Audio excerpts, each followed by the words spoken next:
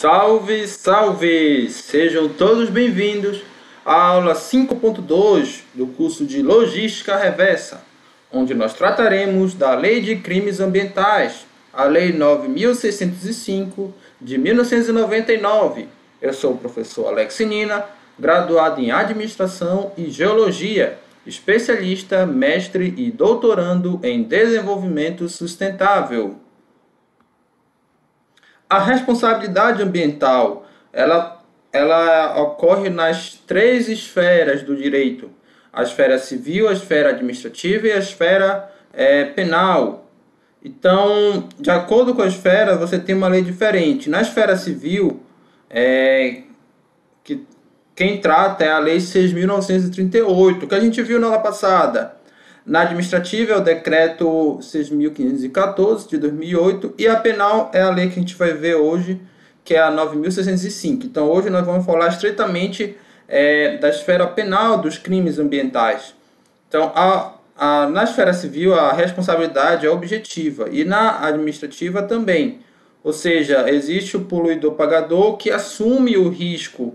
Ele não precisa ter aquela intenção de cometer o crime ambiental, basta ele assumir o risco. Exemplo, você tem uma indústria e você não está poluindo, mas algum acidente faz você poluir. Então você vai ser enquadrado aqui na responsabilidade ambiental, civil e administrativa. Perdão.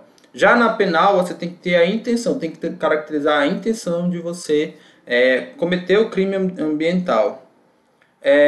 Na civil você tem solidariedade, ou seja, quando houver mais de um empreendedor, todos vão arcar com o custo e a responsabilidade também é do Estado. Todos vão ser considerados criminosos, né, se acontecer uma falha. Os consultores das empresas e profissionais autônomos também. Então, já na administrativa não há solidariedade. Se o novo proprietário comprar uma indústria poluidora, não responderá pelos danos praticados pelos antigos. Percebam, nessa ocasião, um proprietário, um investidor, um empreendedor compra uma indústria, que a indústria já poluía antes dele comprar. Ele não responde na esfera administrativa. Porém, na esfera civil, sim, ele responde, porque existe solidariedade. E na penal, que é a que nos interessa nessa aula, necessita de tipificação. Pode ser que sim, pode ser que não. Tá bom? Algumas diferenças. Então, deixando bem claro que a Lei 9.605 ela corresponde à esfera penal dos crimes ambientais. Então, logo no início, você tem as disposições gerais, no artigo 2º ao 5º. Então, responsabilidade subjetiva: o crime se estende a todos aqueles que, sabendo da conduta criminosa de outrem, deixar de impedir sua prática quando podia agir para evitar. Então, os cúmplices também, né? Quando você sabe de uma prática, você precisa fazer a denúncia. A responsabilidade penal da pessoa jurídica, a qual não exclui a aplicação de penalidades à pessoa física envolvida no evento. Então, tanto a pessoa física quanto a pessoa jurídica possuem responsabilidade. Então, desconsideração da personalidade jurídica quando essa for obstáculo ao ressarcimento dos prejuízos causados ao meio ambiente. O que significa? Eu tenho uma empresa, eu poluo o meio ambiente com o CNPJ da empresa e depois eu tento, de algumas formas, no meio jurídico, fazer com que essa pena não caia sobre mim. Exemplo, a empresa faliu e agora não tem recursos para pagar as multas e tudo mais. Quer dizer que eu vou estar ausente? Não, a responsabilidade vai para a pessoa física, sim. Tá bom? Então, às vezes acontece das pessoas quererem fazer CNPJ para pagar menos multa, menos imposto. Dentro da legalidade, ok. Mas, porém, na questão ambiental, particularmente, isso não é possível. Ou não deveria ser. 3.2. Critérios para a penalidade. Artigo 6º. A gravidade do fato, tendo em vista os motivos de infração, suas consequências para a saúde pública e para o meio ambiente. Então, o princípio da insignificância. Se o ato ambiental foi algo insignificante, claro que você não vai pegar uma pena alta, né? Vamos dar um exemplo: você jogou uma casca de banana na rua. É um problema ambiental, claro, lixo na rua. Porém, não vai ser uma pena tão alta como se você tiver uma grande indústria e poluir um único córrego de uma cidade. Então, vai levar em conta sim a gravidade. Os antecedentes do infrator são também levados em conta na questão ambiental e a situação econômica, no caso da multa. É muito diferente se você é uma grande indústria ou se você é uma pessoa de baixa renda. Então, essa situação econômica ela é levada em conta. Os tipos de penas é do artigo 7º ao 24. Então, as privativas de liberdade, que tem a reclusão e detenção até 4 anos, dependendo da conduta do condenado.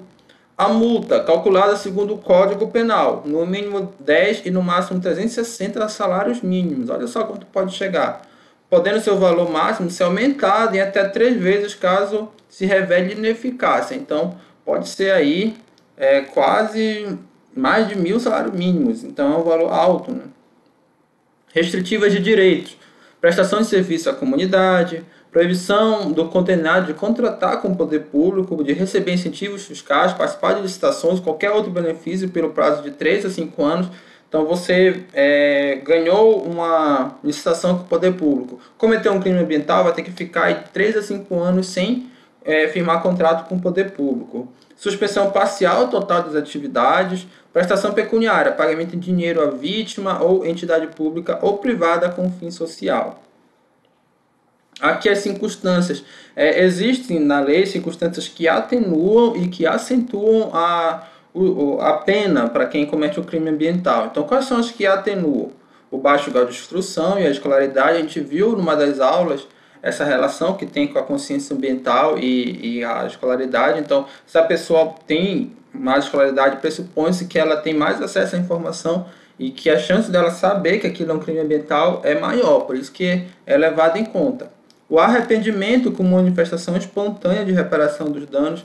Então, recentemente aconteceu em Brasília o caso de um estudante que mantinha em casa uma espécie de cobra que nem existia no Brasil, que é crime ambiental, você manter um animal nativo em casa. Só que ele demonstrou arrependimento.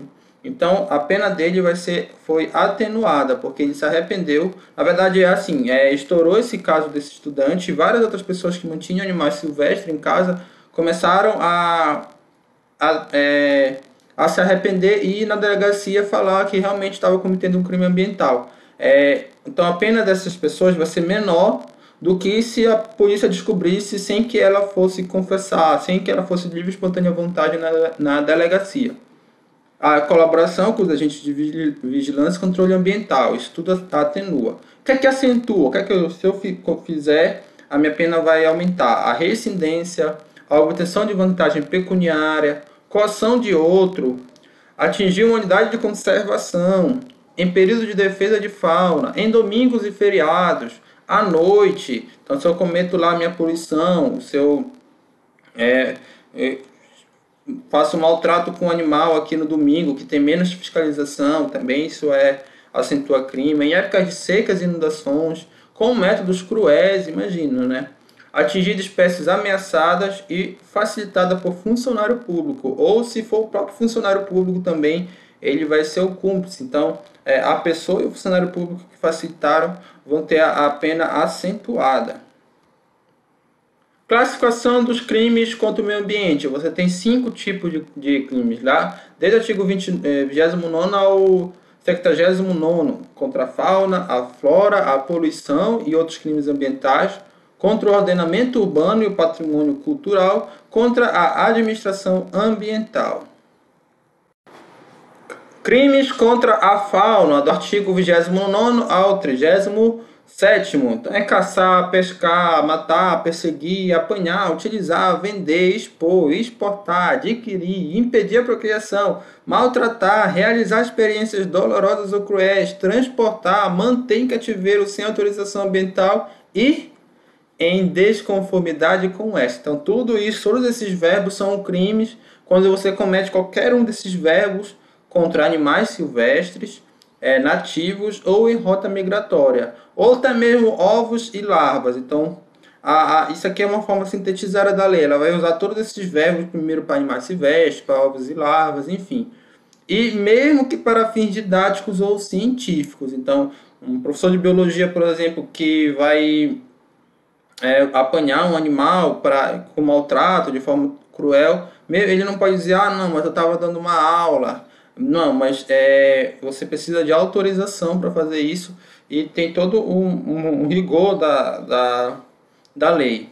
Destruir ninho também, ou abrigo, ou criadouro natural. Introduzir espécime animal estrangeira no Brasil sem a devida autorização também é crime. Crimes contra a flora, do artigo 38º a 53º. Destruir ou danificar a floresta de preservação permanente, vegetações fixadoras de dunas ou protetoras de mangues e plantas de ornamentação em logadouro público ou em propriedade privada, causar danos diretos ou indiretos às unidades de conservação e provocar incêndios na mata ou floresta. Fabricar, vender, transportar ou soltar balões que possam provocar incêndio em qualquer área. Extrair, cortar, vender madeira, lenha, carvão ou outros produtos de origem vegetal sem a devida autorização ou em desacordo com esta. Então a pessoa tem autorização, mas não faz em acordo com ela. Então também é um crime. Impedir ou dificultar a regeneração natural de qualquer forma de vegetação. Comercializar ou utilizar motosserras sem a devida autorização. Então, tudo precisa de autorização. A poluição e outros crimes ambientais. Então, poluição acima dos limites estabelecidos por lei. A gente falou que tem a padronização ambiental lá na 6.931, a lei de 6.938, perdão, a lei de 1981. Então, se a poluição provocar ou possa provocar danos à saúde humana, mortalidade de animais ou destruição significativa à flora, também é crime. Tornar locais impróprios para o uso ou ocupação humana, interromper o abastecimento público de água. Outros crimes ambientais: pesquisar, lavrar ou extrair recursos minerais sem a autorização ou em desacordo com essa autorização. Não recuperar a área explorada, produzir, processar, comercializar, transportar, armazenar, abandonar ou usar substâncias tóxicas, perigosas ou nocivas à saúde humana, construir, reformar, ampliar, instalar ou fazer funcionar empreendimentos de potencial poluidor sem a licença ambiental ou em desacordo com essa, disseminar doenças, pragas, espécies que possam causar dano à agricultura, à pecuária, à fauna, à flora e aos ecossistemas. Então, tudo isso é crime, mas tem mais ainda: contra o ordenamento e o patrimônio cultural. Quando você faz qualquer um desses verbos, olha, destruir, danificar, inutilizar, deteriorar, alterar o aspecto ou a estrutura sem autorização, pichar ou grafitar bens, edificações ou locais especialmente protegidos por leis ou com valor paisagístico, histórico, cultural, religioso e arqueológico. Isso é bem interessante. Porque antigamente você tinha a ideia naturalista de que a cidade e a infraestrutura urbana era coisa diferente da natureza. Então, a natureza a gente, quando fala em natureza, a gente pensa mais naquela floresta, nos rios, enfim. Porém, o conceito atual de meio ambiente, ele engloba também o meio ambiente urbano, chamado ecossistema urbano. E não só a questão do ambiental, mas a questão socioambiental e a questão cultural. Então, o patrimônio histórico e cultural, ele faz parte, sim, do que a gente chama de meio ambiente. Portanto, quando você comete qualquer crime contra o patrimônio cultural e histórico, você está cometendo um crime ambiental, sim. Tá bom? Lembra lá daquela aula de desenvolvimento sustentável que eu falei que o meio ambiente se aproximou cada vez mais da questão social e hoje se fala em questão socioambiental. Afinal, preservar o meio ambiente para quê? Para gerações futuras. Registros, documentos, museus e bibliotecas. Construir em solo não edificável, como áreas de preservação ou no seu entorno, sem autorização ou em desacordo com a autorização concedida. Contra a administração ambiental, artigo 76º e 79º, afirmação falsa, enganosa, sonegação ou omissão de informações e dados técnicos científicos em processos de licenciamento ou autorização ambiental, concessão de licenças ou autorização em desacordo com as normas, deixar de cumprir obrigação de relevante interesse ambiental, ou dificultar ou obstruir a ação fiscalizadora do poder público. Então aqui são as referências, são várias referências aqui essa aula, algumas leis das leis que foram citadas, tá bom? Dei lá também tá algumas referências aqui da aula de Política Nacional de Meio Ambiente. Mas enfim, principalmente o livro do Barbieri aqui e do Beltrão de Direito Ambiental e claro, a própria lei aqui, a 6.938, que é a lei que nós abordamos nessa aula. Então, por hoje é só, até a próxima.